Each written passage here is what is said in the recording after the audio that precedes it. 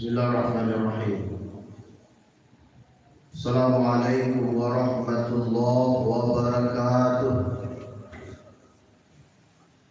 Alhamdulillah,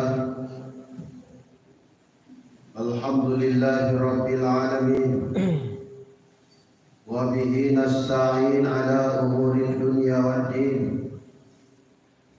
Ashhadu an la ilaha illallah wahdahu la syarika lah. Wa ashhadu anna Muhammadan abduhu wa rasuluh alladzi la nabiyya ba'dahu. Allahumma shalli wa sallim ala hadzal nabiyyil karim. Allahumma shalli ala sayyidina Muhammadin wa ala alihi wa ashabihi ajma'in. Qala Allah ta'ala fil Qur'anil Karim, a'udzu billahi minasy syaithanir rajim. Bismillahirrahmanirrahim. Wa idh yamkuru bikal ladzina kafaru liyusbituka aw yaqtuluka aw yukhrijuka wa yamkuruna wa yamkurullah wallahu khairul makirin. Al-Anfal ayat yang ke-30. Kata Allah Subhanahu wa ta'ala, dan ingat oleh engkau wahai Muhammad, orang-orang kafir Quraisy itu membuat rencana buruk kepadamu. Yang pertama, rencana buruk mereka liyusbituka, mereka akan memenjarakan kamu. Atau perencanaan mereka, mereka akan membunuhmu atau mengusirmu Muhammad dari Makkah. Sedangkan mereka membuat rencana buruk, Allah mempunyai perencanaan pula. Dan perencanaan Allah Subhanahu wa ta'ala lah yang lebih baik di atas segalanya. Kaum muslimin jamaah zuhur rahimani wa rahimakumullah,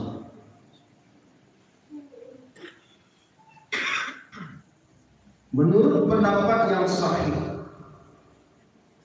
bahwa Rasul sallallahu alaihi wasallam hijrah dari Makkah menuju kota Madinah tanggal 1 Rabiul Awal Muslimin. Ini diungkapkan oleh Syekh Safiur Rahman Al-Mubarakfuri dalam kitab beliau Sirah Nabawi. Lalu kenapa ditandai pertukaran tahun Hijriah itu dengan 1 Muharram? Juga tidak salah kaum muslimin.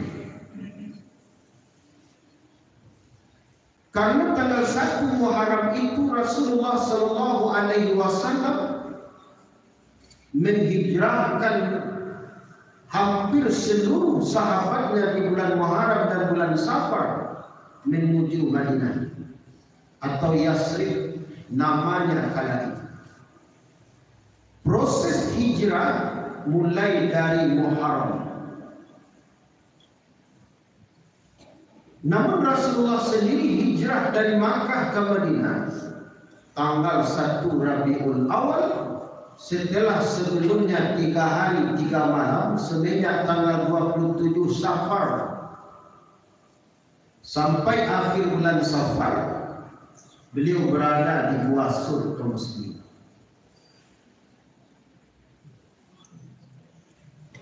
Sebenarnya hijrahnya para sahabat itu dimulai semenjak tahun ke-5 dari kenabian sudah ada sahabat yang hijrah. Hijrah pertama kali di kalangan umat Islam tahun ke-5 dari kenabian, hijrahnya 12 orang. yang dipimpin oleh Utsman bin Affan radhiyallahu anhu, 4 orang perempuan. Kemana?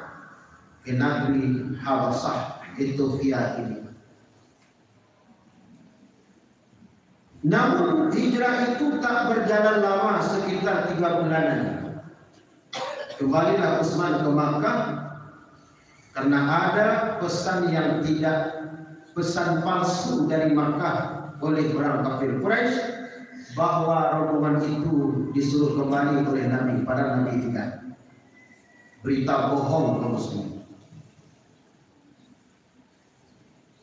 Namun hijrah kedua kali ke Habasah ini terjadi pada tahun ke-10 dari kenabian.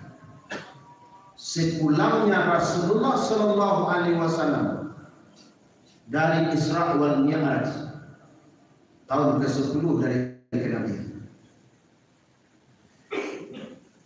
Kejadian ini kaum muslimin juga datang hambatan-hambatan dari kafir Quraisy. Namun dengan pembelaan dari Raja Najasyi, Raja Habasah, sahabat yang hijrah tahun ke-10 ini sebanyak 101 orang yang dipimpin oleh Ja'far bin Abi Thalib, anak Abu Thalib yang tertua kaum muslimin. Lalu terjadi dialog kaum muslimin antara Ja'far dengan raja, kemudian disaksikan oleh Amr bin As, utusan orang kafir Quraisy. Raja Najasyi bertanya kepada Ja'far, "Ja'far, kira-kira kelebihan agama baru dan engkau ikuti kini dengan agama nenek moyang engkau yang engkau ikuti dahulu?" Tanya raja kepada Ja'far. Ja'far menjawab dengan 5 hal. Kata Ja'far kepada raja, beda antara kami sekarang berada di dalam Islam mengikuti agama yang dibawa oleh Rasul kami Muhammad sallallahu alaihi wasallam dengan agama lama kami.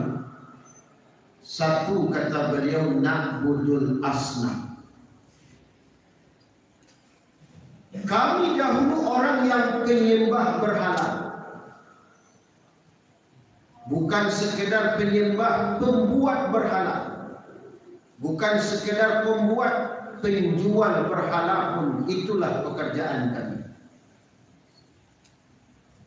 Namun hari ini, kata Ja'far, semuanya kami tinggalkan. Menyembah berhala, membuat berhala, memperjualbelikan patung juga kami tinggalkan. Dia menjawab apa? Itu Nabi sallallahu alaihi wasallam, "Innallaha wa rasulahu harama bai'ul asnam." Allah dan Rasul mengharamkan memperjualbelikan berhala ataupun patung. Dalam hadis yang disanadkan oleh Jabir bin Abdullah kaum muslimin, ada beberapa jual beli yang dilarang oleh Rasulullah. Memperjualbelikan patung, kemudian wal khinziri, menjual babi, wal kalbi, menjual anjing, kemudian wa walil kahin, pencarian yang tidak halal, kata Nabi sallallahu alaihi wasallam, orang yang pekerjaannya melukis-lukis kulit manusia, yang dinamakan pembuat tato kaum muslimin. Membuat tukang buihnya saja Pak, pencariannya haram, apalagi orang yang menyuruh membuatkan. Kami lah terlanjur Ustaz, kami kinilah hijrah, taubat kepada Allah. Kalau tidak bisa dihilangkan, janganlah dihadiahkan kepada orang lain. Itu kawan-kawan baru hijrah, kalau tidak mungkin dihilangkan, jangan diperlihatkan kepada orang lain. Awak dah hijrah, tapi tertutup jaliannya kurang pandai. Karena dalam hadis lain Nabi mengatakan, orang yang taubat itu yang pertama tidak memperlihatkan kesalahannya kepada orang lain seperti tato tadi. Yang kedua, hindari menceritakan dosa masa lalu kepada orang. Itu kadang-kadang kan orang enggak adil preman gitu. Ada yang kalau diceritakan masa lalunya dari mana-mana. Awak ada tobat dijawab, tapi menceritakan masa lalu itu masih bangga, itu belum tobat. Karena Allah mengatakan dalam hadis qudsi, aku kata Allah sudah ingin menutup kesalahannya, tetapi dia membuka kesalahannya. Allah lah menutup, tapi Allah membuka menceritakan orang bangga. Tak ada orang bangga, ada dulu saja. Awak bitun juga orang. Kalian tahu tak? Namun nuh saya nuh tu dulu tu saya kurang. Batafti dia dah dua orang. Belum diterima orang seperti itu oleh Allah. Nah, kaum muslimin, lalu yang kedua kata Ja'far Tuan Raja, naqtulul walada. Kami dahulu orang yang membunuh anak perempuan. Hari ini kami mengharamkan itu, wahai Tuan Raja. Mengwangu Raja-Raja tersebut. Yang ketiga kata Ja'far, naqulul maitah. Kami dahulu orang yang suka memakan bangkai. Dan dia dari onco dah lalu kami lebih kami ampuh saja. Dan dia dari kami ampuh saja kami ampuh. Itu kami masak, makan. Sekarang kami diajarkan oleh agama kami bahwa kalau ingin memakan daging binatang ada caranya yang ditunjukkan oleh Allah dan Rasul. Menaku raja-raja sendiri.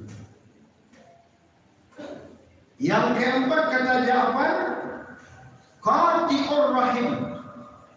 Kami dahulu orang yang hobi memutuskan hubungan silaturahim. Bahasa kak saya kerja kami. Baudu saya kerja kami. Sekarang kami sudah tinggalkan itu semua. Itulah ajaran yang dibawa oleh Rasul kami. Terakhir kata Ja'far, nusihul jiwar. Kami orang yang jahat kepada tetangga. Tetangga kami lalu kami heboh itu malah. Tak mau tahu lagi. Dan perlu kami istri sana. Di kuadu orang Islam hari ini, Pak, orang kalau ada salat malam, abadan tunjuk dari musik di sekolah. Itu tandanya orang Islam itu. Itu budaya orang jahiliyah seperti itu. Mau kaum muslimin kadang-kadang memakan itu. Mentang-mentang baralik baca nawak, jalan baca nawak, musik baca nawak. Sampai jam 2 itu dia musik berentang oleh Pak. Dicari orang Malaysia aja nak kapak tunggu tamu dan datang oleh Bapak. Orang mana dia dah Pak dalam hari selesai pada senyalan besar orang selesai berada. Kok sampai jam 9 malam menerima tamu je baru. Awak ngecek kawan sekolah tamu dah nampak lewat saja. Dia kata kalau tamu dah nampak itu jin temuan kamu sendiri. Bukankah zalim menzalimi tetangga kita? Ya. Karena yang menzalimi tetangga kata Ja'far itu perbuatan zalim, itu perbuatan dosa besar dalam agama baru kami ini. Maka Rasul kami melarang jahat kepada tetangga. Kata Najasyi, wahai Amr bin As, keluar engkau dari istanaku ini. Orang ini adalah orang benar. Jangan coba-coba mencelakai orang ini. Saya adalah melindunginya. Malulah Amr bin As pulang ke Makkah ke muslimin. Selamatlah Ja'far dengan rombongan 101 orang hijrah ke Habasah ketika itu. Bertahan selama 10 tahun ke muslimin. Tahun yang ke-7 dari Hijriah, maka Ja'far dan rombongan sebagian baru pindah ke Madinah. Dan ketika itu Raja Najasyi sudah wafat, sampai Ja'far dan rombongan ke Madinah, maka dilaksanakan oleh Rasulullah salat jenazah dalam keadaan gaib karena mensalatkan jenazah dalam keadaan gaib untuk Raja Najasyi yang sudah wafat. Nah, kaum muslimin, jadi salat jenazah dalam keadaan gaib itu adalah sunnah Rasulullah sallallahu alaihi wasallam. Terakhir, 10 Muharram adalah hari yang dimuliakan oleh Nabi dengan berpuasa.